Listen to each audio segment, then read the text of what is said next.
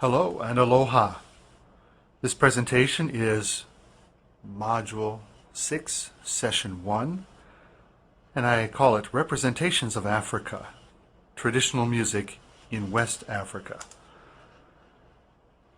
I'll explain as we go on why I talk about these as representations, and I will also talk about why we are focusing on West Africa. But first I want to kind of discuss this with you and get your reflections upon this.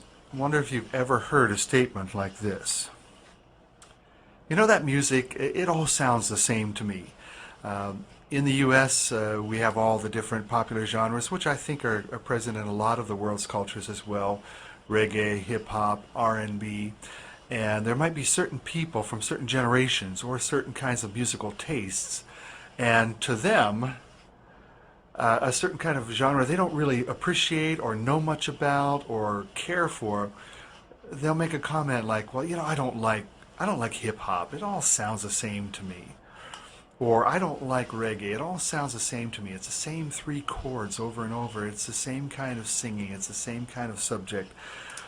And this really addresses something about how you have to understand a musical culture or an artistic expression to really appreciate it. There was an ethnomusicologist named Mantle Hood, and he once stated in one of his writings, "To study any music, it is necessary to deal with it on its own terms." Now think about what that implies. On its own terms. Can I use the aesthetic judgments of classical music to judge Bob Marley singing as a reggae singer? No, that wouldn't be reasonable. And conversely, it wouldn't be fair to judge Luciano Pavarotti, famous operatic tenor, by the same standards as you might judge Beyonce's voice in R&B or, you know, your favorite R&B singer. So, we need to acknowledge differences in cultural conditioning that we bring to our study or investigation of music. Now, there's a special kind of caution that Westerners have to use when they are outsiders to certain kinds of non-Western music. They might have a general tendency, and understand that I'm overgeneralizing here, but we might say that Westerners have a tendency to analyze the music, to analyze and verbally discuss musical culture, whereas other cultures don't have that same kind of propensity or the same kind of tendency to be analytical and categorize things.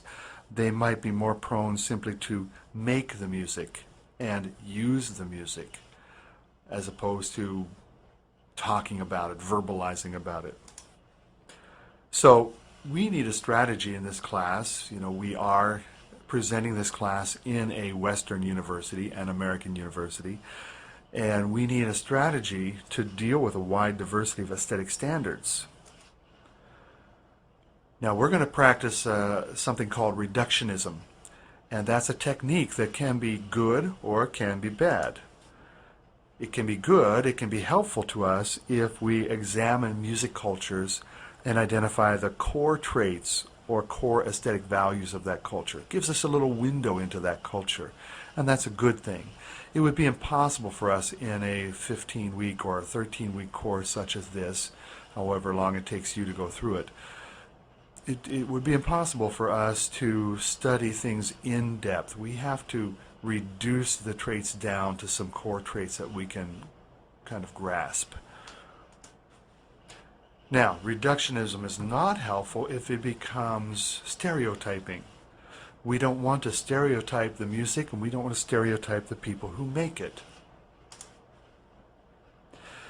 That leads us to the idea of outsider representations and reductionism. So here I am as a middle-class American professor who loves different rich musical traditions throughout the world, and I've made it my study and made it my life's work at this point. And I'm looking at a lot of these different cultures as an outsider, but someone who is deeply appreciative of the artistry and the craft of these indigenous artists.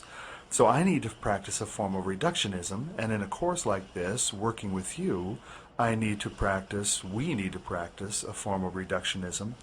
And so we'll approach it like this. Thinking back to our unit on Polynesian music, can you just take a minute and think? Can you identify any core traits for Polynesian music? When you think about that, if you were to come up with in your mind that there is a tendency in traditional Polynesian music to mold dance and music or singing and poetry together, you would be hitting on a core trait for much of traditional Polynesian music. If you talked about certain kinds of instruments that reflected the materials that were available to them, if you were to talk about fish skin or shark skin membranophones, if you were to talk about slit log idiophones, if you were to talk about bamboo flute aerophones, you would start to get at some of the core traits for Polynesian music. And there's much more we could talk about. Now, you think about Caribbean music, and I think many people across the world, whether you're taking this course in Mongolia or Korea or wherever you might be, I think many of us have become familiar with Caribbean music through the popularity of reggae and other forms.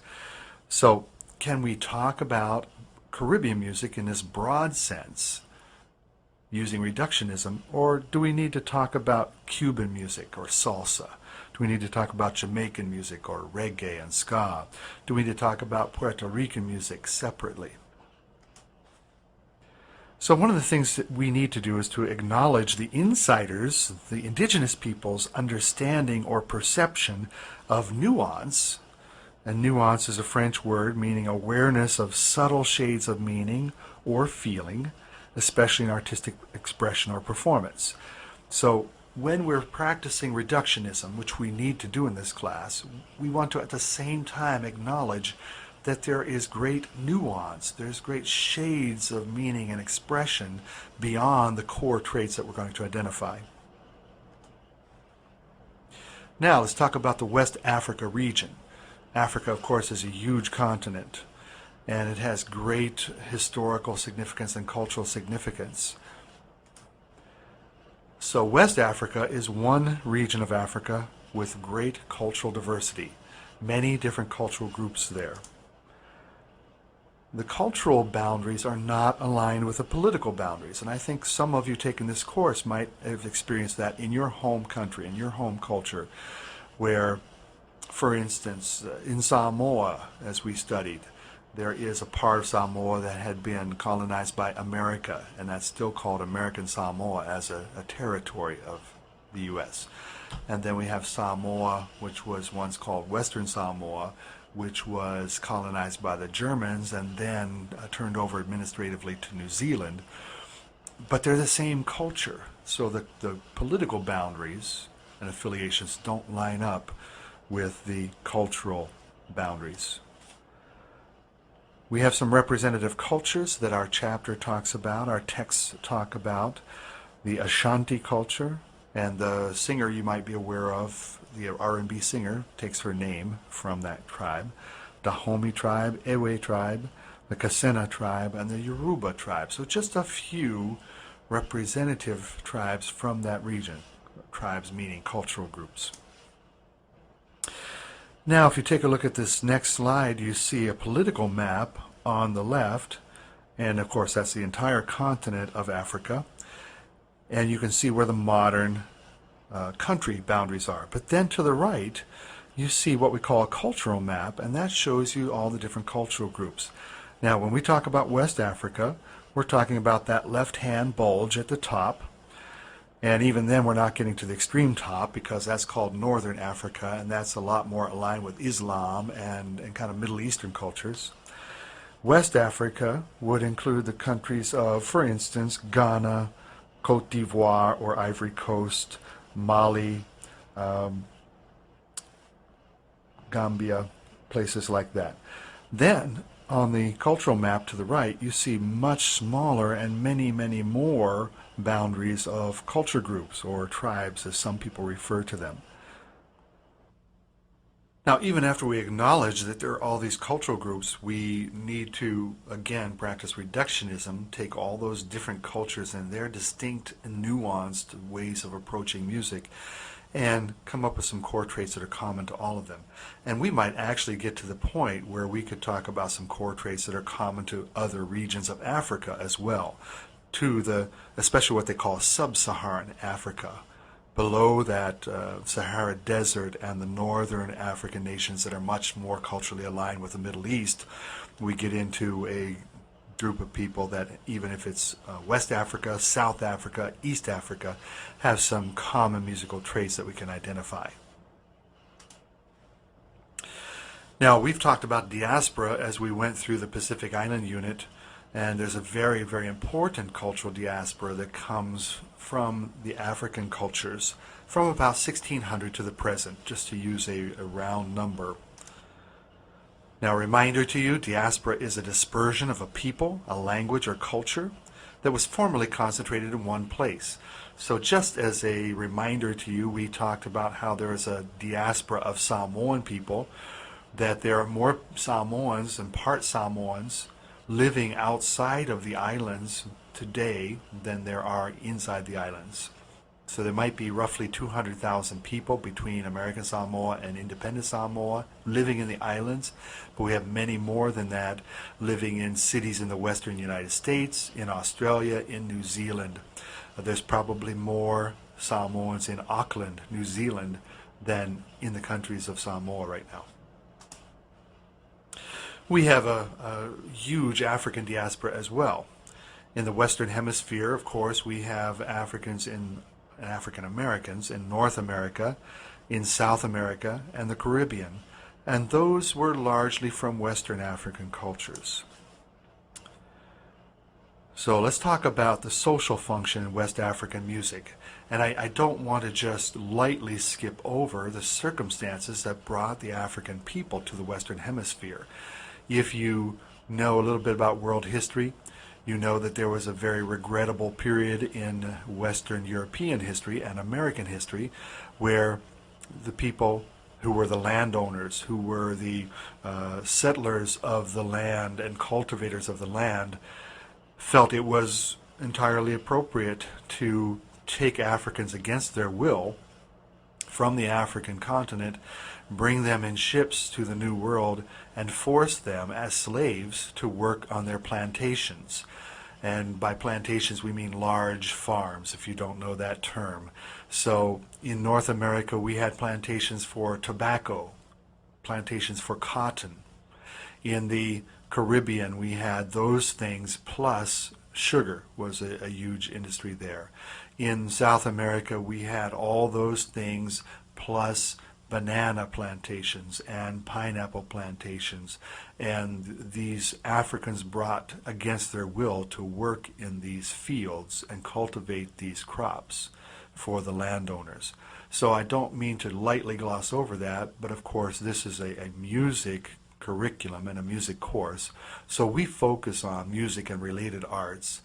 And one thing that can be said is, out of that very negative kind of beginnings, the African culture has enriched the whole world in a way that it might not have as fully and completely and as soon as it did in the 20th century, when recordings and movies and other kinds of media, entertainment and arts were able to convey this sense of being uniquely African and uniquely American to the rest of the world. And then people became more and more interested in the roots of African culture, and we have a wonderful richness and diversity in the world today, especially in popular culture, because of the contribution of the African aesthetic. So, sorry that took so long to get through that, but I wanted to take the time to acknowledge that we had something positive come out of something that was initially very negative. So as we talk about social function in West African music, and then we're going to see as we go on in this unit how that impacted American culture later on. Traditionally, music and dance is not performed outside of the intended context. So there might be certain music that goes with a certain kind of ritual dance. It might be a coming-of-age dance when a young man reaches puberty. It might be a harvest song. It might be a song to prepare for a successful hunt. or a song and dance to celebrate and give thanks for a successful hunt. Social dancing, just for pleasure and entertainment, maybe at the end of a workday. Specific songs for working to pass the time.